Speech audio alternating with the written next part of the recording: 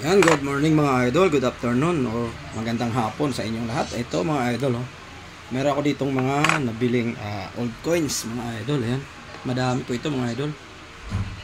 Baka meron din po kayong mga ganito ay bumibili rin po tayo mga idol.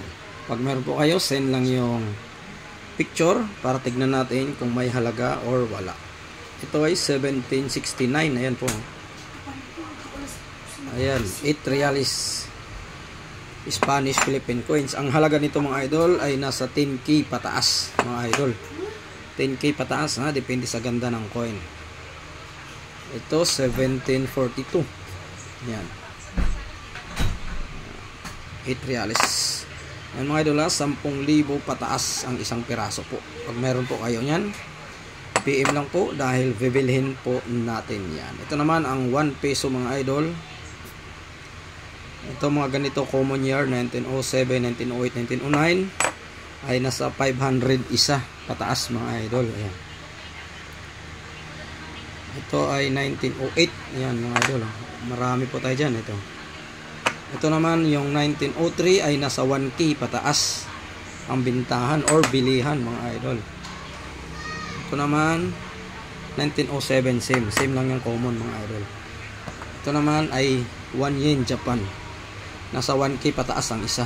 Pag meron po kayo nito mga idol. Ayan, ito yung mga dos mundos natin or Spanish Philippine coins. Ayan, iba-iba year niyan mga idol.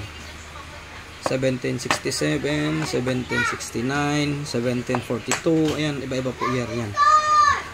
Ito naman ay 1743. Ayan, iba-iba po yan. Ito naman 1752. Ayan, iba-ibang year. Pag meron kayong mga ganitong barya mga idol, yan po yung mga madalas binibili ng ating mga kolektor. Ito naman ay 1905. Ayan.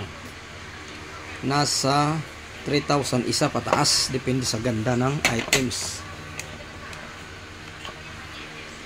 Ayan. Ito naman ay 20 centavos mga idol. 1868. Ayan. Maliit na po siya mga idol.